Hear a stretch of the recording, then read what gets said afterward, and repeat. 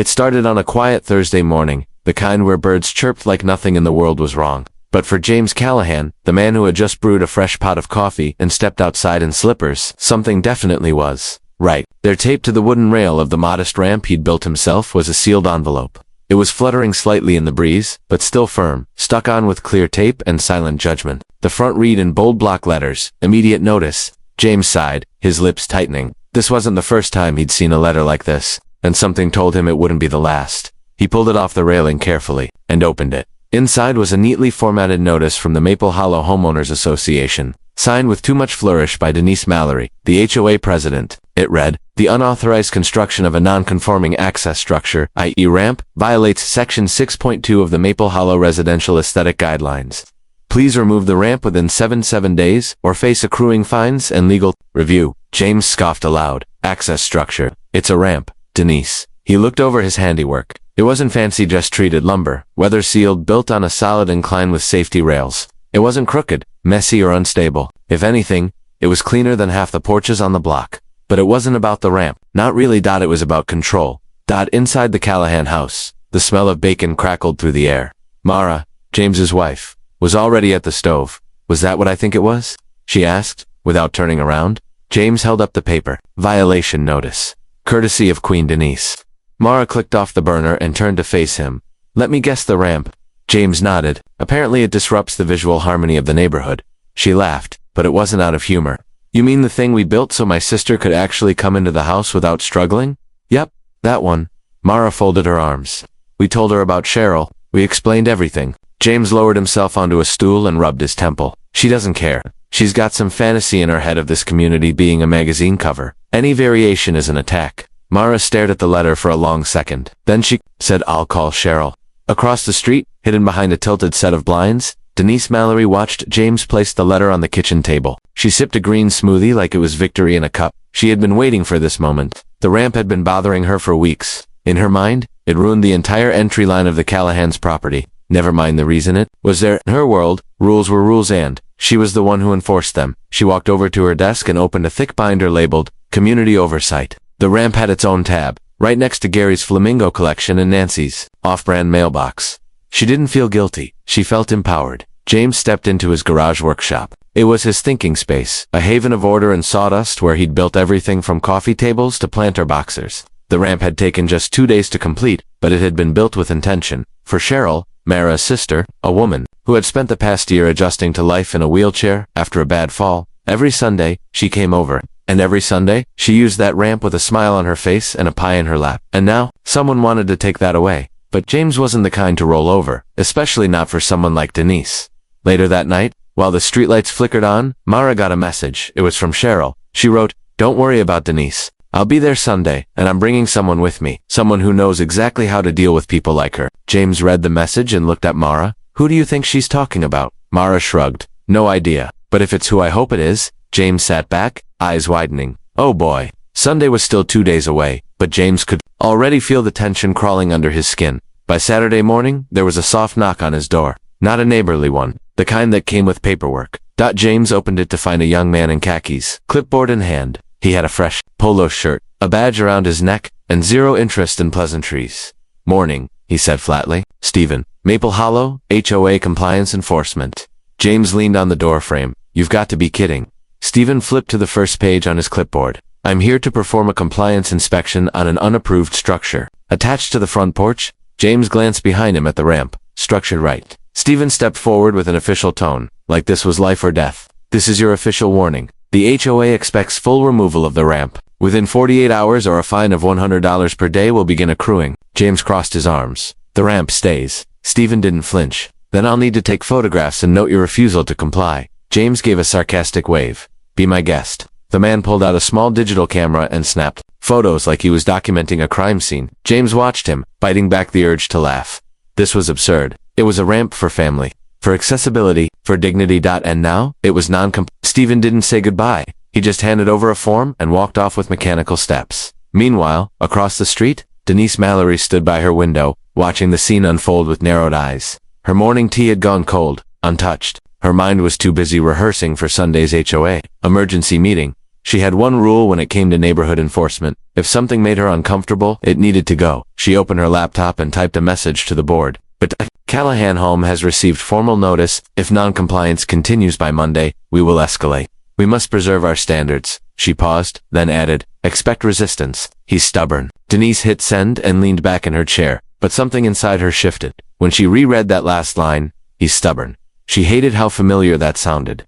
The words dragged an old feeling out of the past, a memory she didn't like to revisit. Later that night, James stood in the garage, pacing. He couldn't focus on the shelves that needed fixing or the tools that needed sorting. His thoughts were racing back to Cheryl's message from the day before. I'm bringing someone who knows how to deal with people like her. That stuck with him. Mara walked in with a glass of water. You think she means who I think she means? James nodded slowly. Mara blinked. Wow. Yeah, he muttered. This is going to get real. Elsewhere in town, inside a rental van rolling toward Maple Hollow, Cheryl glanced sideways at the woman in the passenger seat. She wore sunglasses and a dark navy blazer. Her hands rested calmly in her lap, but her posture told a different story. Alert, deliberate, practiced. You sure you're ready for this? Cheryl asked. The woman cracked a small smile. I've dealt with worse than Denise Mallory. Cheryl laughed. Good, because Denise doesn't back down easy. She won't need to. She'll just need to step aside. The woman turned her gaze out the window, watching the neighborhoods blur past. Behind them, tucked in the back seat, sat a brown leather briefcase with 3 silver initials engraved into the corner.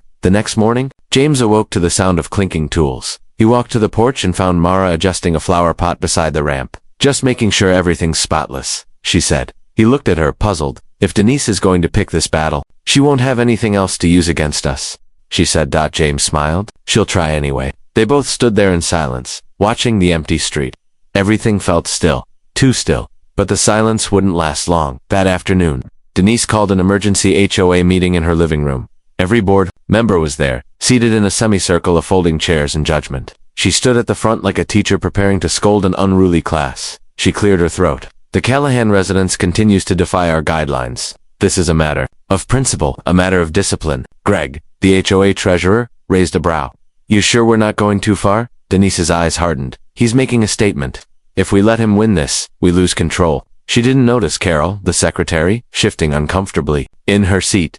Control. That was the real issue here, and something told Carol that Denise's grip on it was starting to slip. Sunday crept in like a storm holding its breath. Gray clouds hovered above Maple Hollow, as if the skies themselves knew a showdown was coming. The streets were quiet, but behind the curtains, eyes were watching. James stood at the end of his driveway, arms crossed, as the breeze fluttered the edge of the violation notice still pinned near the porch. He hadn't taken it down. He wanted it there. A reminder, a challenge. Inside the house, Mara was rushing from room to room, straightening pillows, brushing crumbs off the counter, and fluffing napkins. The whole place smelled like baked lasagna and cinnamon bread. It was Sunday. After all, but this time, the guest list came with weight. James looked over his shoulder. What time did Cheryl say they'd arrive? Any minute, Mara replied, glancing at the oven clock. They both froze as tires crunched over gravel. A dark blue SUV pulled up slowly in front of the house. The door opened, and Cheryl stepped out first, smiling warmly. Her wheelchair ramp lowered from the passenger side, and James moved quickly to help her out. But it wasn't Cheryl that had his heart racing. It was the woman who stepped out behind her. She was tall, poised, and carried herself like someone who'd stared down courtroom judges and didn't blink. Her hair was tied back in a no-nonsense bun, and she wore a navy blazer over a gray pantsuit, and in her right hand, she held a leather briefcase. Mara whispered. Is that? James answered under his breath. It's her, Eliza Brandt, civil rights attorney, former federal investigator, Cheryl's longtime friend and Denise's worst possible visitor. Denise had no idea yet. Back across the street, Denise was in her sunroom, watering her orchids. She always did that when she was nervous. Her hand trembled slightly as she placed the watering can back on the shelf. The emergency board meeting from the day before still echoed in her mind. Greg had asked too many questions. Carol looked like she'd seen through her. And when she tried to rally the board to move forward with legal enforcement, crickets. She gripped the edge of the WINDOWSILL. Then she saw them. The blue SUV. The ramp, and her. Eliza Brandt. Denise's stomach dropped like a rock in a pond back on James's porch. The three sat inside now. Coffee poured. Plates set. Tension, thick enough to chew. Elisa set her briefcase gently on the floor beside her chair. I've read through the HOAS charter, she said calmly. The ramp doesn't violate any actual safety or hazard clauses. Denise is pushing personal preference under the guise of community interest. James leaned forward. Can we fight it? Eliza smiled. You won't have to. Mara blinked. What do you mean? I'm not just here as Cheryl's friend. I'm also her legal proxy. and I filed a formal complaint with the Office for Civil Rights yesterday.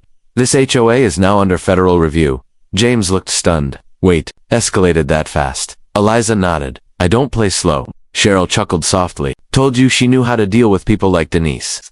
James rubbed his temples. This is going to set her off. Eliza looked toward the window. She won't just be set off, she'll be exposed. Meanwhile, across the street, Denise locked the front door. Heart pounding. Eliza Brandt. The name echoed through her skull. Years ago, during a community zoning dispute in another state, Eliza had dismantled a corrupt HOA board in a matter of weeks and Denise had barely escaped. With her reputation intact, now Eliza was here. In her neighborhood, her world, her control, her image, all about to unravel. Denise pulled open her laptop and began typing a new HOA notice. Hands shaking, effective immediately. All non-conforming structures will be reviewed for forced removal under emergency resolution. But she didn't send it. Not yet. She stared at the blinking cursor. The rules were about to change and she wasn't ready. Then came the knock. It wasn't on Denise's door. It was James's. James opened it slowly. On the other side, stood Greg, HOA treasurer holding a manila envelope. James blinked. Didn't expect you today. Greg looked tired. I came to talk alone. Away from Denise. James narrowed his eyes. What's going on? Greg stepped inside, closed the door behind him, and set the envelope on the table. She's hiding something, Greg said. And it's bigger than the ramp. James, Mara, and Eliza all exchanged glances. What kind of something? Eliza asked.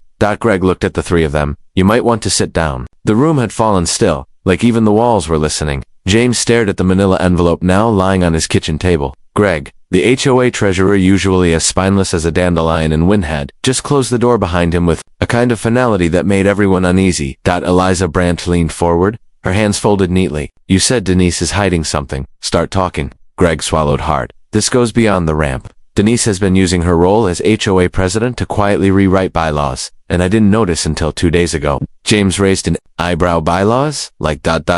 changing rules? Altering them, Greg said, tapping the envelope. And not legally. Mara chimed in. Can she even do that? She's not supposed to, Eliza said coldly. HOA amendments require board majority and notice to homeowners. If she's doing it alone, that's fraud. Greg nodded. That's what I thought. But she's been doing it under the radar. Emergency clauses, fine escalations, even changing the process for approval, like making herself the only vote that counts on aesthetic decisions. James scoffed. So she gave herself full control. Greg nodded, and then used it to go after you. Eliza reached across the table, picked up the envelope, and slid out several folded pages. Her eyes darted across each line. Then she stopped. Her expression tightened. She turned one page around so James could see. There it was. In black and white, an altered clause underlined in red ink. All accessibility modifications are subject to visual harmony review and may be denied or removed at the president's discretion. Mara gasped. That's targeted. Cheryl's voice was calm but sharp. That's discriminatory. James clenched his jaw. She really put that in writing. Greg ran a hand over his face. She drafted that clause the day after she saw Cheryl leave our house last month. The timeline lines up. Eliza set the pages down with quiet precision. This isn't just about a power trip. It's personal. Everyone fell silent. Then Eliza added, she knows I'm here now, which means she's going to escalate. Across the street, Denise sat in her living room, her laptop glowing against the dim afternoon light. Her email draft had grown longer by the hour. Now she wasn't just issuing threats, she was preparing full-blown eviction proceedings, all based on the ramp. But her mind wasn't steady. Her fingers trembled, hovering above the keyboard. Her thoughts kept drifting backward, to Elisa years ago. Denise had tried the same strategy in a different community, another neighborhood. Another ramp, another disabled resident. And Eliza had been the one who'd shown up, unearthed the lies, and dismantled the entire HOA leadership. It had been public, messy, costly. Denise barely walked away with her name intact. And now, it was happening again. Only this time, Eliza wasn't showing up as a stranger. She was entering as family, back at the Callahan home. James paced in front of the window, watching shadows move outside. So what do we do? Just sit on this until she blows. Eliza stood. We filed the formal complaint with the state's HOA Oversight Division. I already have the paperwork ready, but we need more. Proof she altered these bylaws without board consent. Greg pulled out his phone. Carol's got the meeting minutes. If anyone can back us up, it's her. She's been quiet, but she knows. Just then, the doorbell rang. Everyone froze. James stepped cautiously to the door and opened it. Carol. She looked like she hadn't slept all night. Hair pulled back, purse clutched tight. I saw Greg come in, she said, glancing over her shoulder. Can I talk to you? James stepped aside. Come in. She walked inside, hesitated when she saw Eliza, and then nodded like something clicked. I was going to stay out of it, Carol said. But Denise crossed the line. I have the original bylaws on a flash drive. The moment I saw her new version, I made copies. Greg looked relieved. You kept them? Carol nodded. I didn't trust her. Eliza stepped forward. Then we have everything we need. But just as she said it, James's phone buzzed. A new email. He opened it and blinked. What is it? Mara asked. James read the subject aloud. Notice of foreclosure proceedings, ramp violation series 4D. Elisa grabbed the phone and scanned the message. She's triggering a lien on your property. She's trying to force a foreclosure, Greg whispered. She's out of her mind. Eliza didn't answer because she knew this wasn't desperation, it was fear. Denise was trying to burn the house down before the truth came out. Monday morning arrived with no peace. By 7 a.m., James's inbox was flooded. Neighbors, friends, even people he hadn't spoken to in months, were reaching out after seeing the public notice Denise had sent through the HOA's mailing list. Subject line alone was enough to boil blood. Community alert. Unauthorized structure now under foreclosure review. She didn't just want the ramp gone. She wanted James out at the breakfast table. Mara sat stiff, scrolling through her phone. She's spreading it everywhere? Facebook groups, neighborhood watch pages, even our church bulletin board. James shook his head. She wants to embarrass us before we can fight back. But Elisa wasn't rattled. She had her laptop open, files lined up on her screen like soldiers ready for battle. She just gave us what we needed, she said. Voice.com. She took the fight public. Now we answer her in kind. Greg and Carol sat on the couch nearby, sipping coffee and preparing statements. Greg looked nervous. Carol didn't. She had the energy of someone who'd waited a long time for this moment. At precisely 9:03 a.m., Eliza hit send on a formal cease and desist order backed by federal disability law, constitutional access rights, and HOA mismanagement statutes. The letter was addressed directly to Denise Mallory. Then she uploaded it along with a full breakdown of Denise's altered bylaws to the community's HOA portal. The platform was public. And everything changed within 10 minutes. Across the neighborhood. Comments began appearing under the post. This is outrageous. I didn't vote for these rules. Denise has gone too far. Wait, she tried to foreclose on him over a wheelchair ramp? Within the hour, 12 homeowners signed a petition demanding an emergency board vote. By noon, 15 more joined. Denise's inbox exploded with replies, angry, confused, demanding answers, but she didn't respond because she couldn't. She was frozen at her kitchen table, staring at the cease and desist letter. The name at the bottom, in clean legal font, glared back at her. Eliza Brandt, attorney at law, a name from her past, a name she once tried to silence. Years earlier, Denise had chaired an HOA in a small town in Oregon. When a family built a ramp for their disabled child without her design approval, she attempted to find them, just like now. But back then, Eliza was younger, still fiery, still sharpened. She stepped in. She'd dismantled that board in 3 weeks, and Denise had barely escaped without a formal ethics charge. She moved states, changed associations, started over, but she never forgot. And now that same woman had walked through James's door, not just as a legal force, but as Cheryl's friend, as family. And this time, there was no place left to run. Back at the Callahan home, James scrolled through messages from neighbors. Several had come forward with their own stories, quiet ones. Fines for garden gnomes, warnings for birthday banners, a disabled veteran who was told to relocate his walker inside when not in use. It was a pattern, a campaign disguised as order. Elisa was already drafting the opening lines of a formal petition to vote Denise out as president, but James paused. A new thought entering his mind. She's not just afraid of losing power, he said. She's afraid of something being found. Eliza looked up. What do you mean? James turned toward Greg. What did she say when the board questioned her before, when she tried to pass the foreclosure rule? Greg rubbed the back of his neck. She said it was based on prior precedent, that the HOA has enforced similar removals in the past. James nodded slowly. But what if that's a lie? Carol's eyes narrowed. What if there were no removals? Or worse, what if there was one, and it didn't end well? Eliza stood. Then we need to find the files she's not showing. Greg pulled out his phone. There's a storage room in the HOA office. Denise keeps it locked, but I know where the backup key is. Everyone looked at each other. Elisa grabbed her coat. We go now. But just as they opened the door, a patrol car pulled into the street. It stopped outside Denise's house too. Officers got out. One approached the porch, the other unlatched a large envelope from the passenger seat and walked up the path. James, Carol, and Eliza all stepped outside to watch. The officer knocked twice. Denise opened the door, wearing a blazer and a trembling expression. The officer said something, then handed her the envelope. She didn't even ask why, because she already knew. She'd just been served. The door to the HOA office was old and stiff, but Greg's key slipped in with practiced ease. It was dusk now, and the empty neighborhood clubhouse stood quiet, its meeting room chairs stacked, its bulletin board still pinned with newsletters Denise had personally edited. James, Eliza, Mara, and Carol filed in. Behind him, no one spoke. They were here for one thing. the storage room. Greg led them to a narrow hall off the main office, then paused at a gray metal door with a keypad lock. She changed the code a few weeks ago, said it was for security. Carol reached into her purse and pulled out a folded sticky note. I asked her to write the new code for my records. She never took it back. She tapped the keys slowly. 1984, the door clicked. Inside. It smelled like dry paper and old secrets. File boxes lined the wall, each one labeled by year and quarter. Start with anything from 5 years ago, Eliza said, pulling out her phone's flashlight. James grabbed a box labeled Q2, 2020. Carol reached for 2019. Papers rustled. Old violation reports. Budget printouts. Meeting minutes. Then James stopped. He held up a file stamped closed complaint. Property 117C. Mara read the details over his shoulder. Her breath caught. It wasn't about a ramp. It was about a family, the Monroes. A single mother, Vanessa, and her teenage son.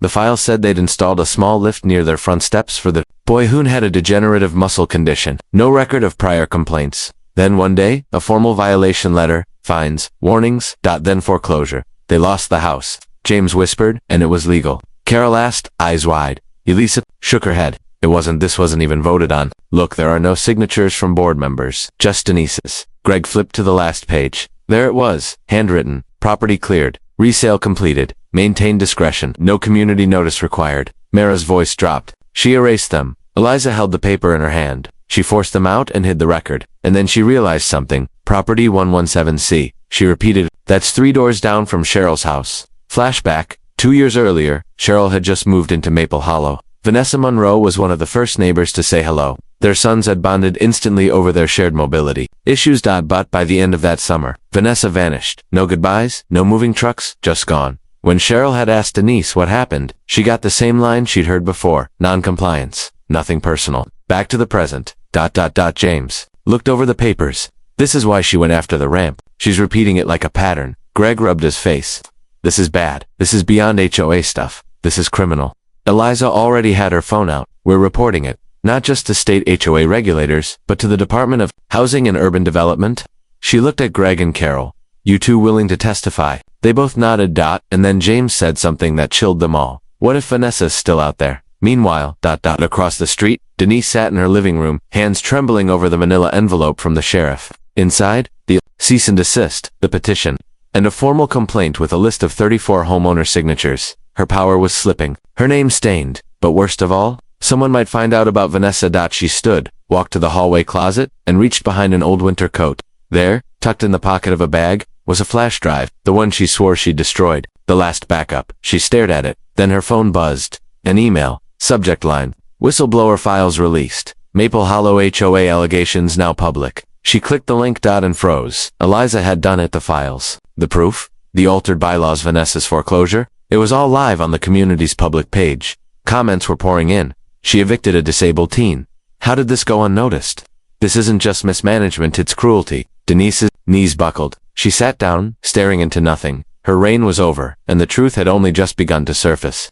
The sun had barely risen, but already the Maple Hollow streets were buzzing. Neighbors stood in driveways, whispering. Phones pinged every few seconds. Denise's name was no longer whispered behind curtains. It was being typed in bold letters. Across social media feeds, posted under phrases like HOA corruption, exposed injustice for the Monroes. At James's home, the dining table had become a command center. Laptops open, documents scattered, coffee poured strong. Cheryl sat calmly in her wheelchair, her fingers resting on her lap. I haven't stopped thinking about Vanessa since that day she vanished, she said. She didn't even say goodbye. Her boy left his skateboard behind. James glanced at Eliza. You think there's any chance she'll talk to us? Eliza nodded. I already tracked her down. Took me an hour. Everyone turned to her. She lives about 30 minutes from here, Eliza continued. Rents a small apartment now. No HOA, no boards, no threats. But when I told her, Denise's name came up again. She said she'd come. James leaned back, eyes wide. She's coming here. Eliza smiled. Today across the street, Denise sat in her living room with all the curtains drawn. Her phone was off. Her laptop was shut. She'd heard the rumors, seen the headlines, but what really broke her was the knock on her door the night before from Greg. He didn't say a word, just handed her a single folded sheet, motioned to remove HOA president, special vote, called for 48 hours from posting. It only needed 20 signatures. As of that morning, it had 4-1. Our reign was done. Still, Denise clutched the flash drive she had hidden for so long, the one with the original Monroe documents. She should have burned it. She knew that now, but it was too late. Late that afternoon, A silver car rolled into Maple Hollow. It didn't draw attention at first. Just another visitor. But James and Mara were already outside waiting. Cheryl sat nearby, holding a bouquet of sunflowers. The car door opened. Out stepped Vanessa Monroe. She looked older, but stronger. Her eyes held both fire and caution. She paused, scanning the neighborhood she once called home. Cheryl wheeled forward. First, emotion rising. You came. Vanessa smiled and nodded. Couldn't stay quiet anymore. James stepped forward, hand out. We've got everything we need to take her down. But hearing your side, that's the final piece. Vanessa's face turned serious. She destroyed my life. One fake violation after another. Fines I couldn't fight. Threats when I tried to speak out. And then the lean notice. Cheryl touched her arm gently. Your son, Vanessa nodded. College now. Still walking, barely. But he remembers this place. James asked softly. You want to come inside? Vanessa shook her head. No, not yet. She looked across the street. I want to see her first. The moment Denise Fiordani stood behind her curtain, peeking through the edge of the fabric, the silver car, the figure on the curb, the face she thought she'd erased. Vanessa, her legs nearly gave out. A soft knock followed. Not on the door, on the glass. Vanessa stood at the window. Expression calm. Denise pulled the curtain aside slowly. They stared at each other through the glass. One woman hiding behind a system, the other burned by it. Vanessa spoke just loud enough to be heard. You came for my son's ramp, then tried to take our home. Now someone built another ramp, and you tried again? Denise said nothing. Vanessa leaned closer. Only this time you brought your end with it. Then she turned and walked away. At the emergency meeting that night, a crowd filled the clubhouse. Standing room only. News crews circled outside. Eliza stood at the front, documents in hand. The motion was read. A vote was taken, and when the final count was announced, 57 votes for removal, 1 abstain, 0 against. The room broke into stunned applause. Denise wasn't there. She never showed. The board formally removed her. Greg stepped down immediately after. Carol was named interim president. Cheers. Elisa turned to James and Cheryl. It's done. But James wasn't looking at Eliza. He was looking at something outside. A black SUV, no license plate, parked across from Denise's house, and then it pulled away. Maple Hollow slept lighter that night for the first time in months. James felt his chest relax. The ramp stood untouched. Cheryl was laughing again. The HOA board had been reset, and Vanessa stayed for dinner, sitting beside Mara like they'd been friends forever. But even with the vote behind them, something still felt unfinished. A black SUV, the one without plates, the one parked across from Denise's house. Before disappearing into the dusk, James couldn't shake the feeling. And when Elisa received an anonymous email later that evening subject line, you missed something, they all gathered again. The email attachment was a scanned document, grainy but legible, dated 5 years ago, a private sale agreement, from the HOA to an anonymous buyer. The property listed 117C, Monroe's old home. The buyer, Denise Mallory, under a shell company called Maple Property Management LLC. James leaned back. She didn't just push them out, she bought their home. Eliza nodded slowly, and flipped it for nearly double a month later. Cheryl's eyes narrowed. That's why she rushed the foreclosure. It wasn't about the ramp, it was about the money. Vanessa sat in silence, hands trembling slightly. She made a profit, off my pain. Carol clenched her jaw. We didn't even know she was behind that sale. No record in the meeting notes. She never disclosed it. Eliza stood. This isn't just fraud. This is wire fraud, tax evasion, an abusive position. And whoever sent this wants us to know she's not done. Mara asked, what about the SUV? No one answered. The door. Denise couldn't outrun the next morning. At exactly 8:17 a.m., a knock echoed on the Mallory home's front door. Denise was still in pajamas, pacing her living room, clutching the flash drive she never deleted. She hadn't slept, hadn't eaten. She barely existed in her own body anymore. Just a ghost walking through the ruins of her power. The knock came again, harder this time. She peeked through the blinds. Not cops, federal agents. 2 of them, suits, badges. She opened the door without a word. Denise Mallory. One asked. She nodded. You're under federal investigation for misuse of nonprofit status, failure to disclose financial conflicts of interest, and targeted harassment under the Americans with Disabilities Act. She didn't argue, didn't plead, she just whispered, I thought I'd buried it all. 3 weeks later. Maple Hollow felt like a new place. Quiet, but alive. The HOA board hosted an open barbecue. No speeches, no votes, just neighbors talking, laughing. Healing Carol stood at the center, clipboard in hand. We're forming a new subcommittee, accessibility and inclusion. First of its kind in this county. James smiled, flipping hot dogs on the grill. Took long enough. Cheryl raised a lemonade. Here's 2 ramps that stay, and neighbors who stand. Even Greg showed up, quieter now but still smiling. Guess retirement from HOA politics isn't so bad. Vanessa stood beside them, her son by her side. Taller now, older, but the same fire in his eyes. Think we'll come back, she said. Maybe not to live, but to visit. James nodded. You're always welcome. Later that evening, James sat on his porch, watching the sunset light spill across the ramp. Mara stepped out beside him. You think she knew this would all come back one day? He shrugged. Doesn't matter now. It did. Just then, Eliza walked up the path. Thought I'd deliver this in person, she said, holding out a brown envelope. James opened it. Inside, final ruling from the State Oversight Committee. Denise Mallory, permanently barred from serving on any homeowners association or nonprofit board in the state. HOA restructured, ramp allowed under permanent accessibility variance. James folded the paper and nodded. It's over. Elisa grinned. For now, but across town. Inside a dark storage unit, a man unlocked a steel filing cabinet. He pulled out a folder labeled Maple Hollow 2022-21, executive correspondence. He smirked and dialed a number. It's done. She's out. Pause. Yes, I'll forward the sale offer. Pause again. No, not the house. He smiled wider. The land behind it. Denise is gone. The ramp remains. And justice was served, but now something deeper is moving beneath Maple Hollow. What secrets lie in the land itself? And who's pulling strings next? Thanks for watching. If you want more neighborhood drama, justice, and twists that flip everything on its head, hit that follow and subscribe, because this story just cracked open a bigger one.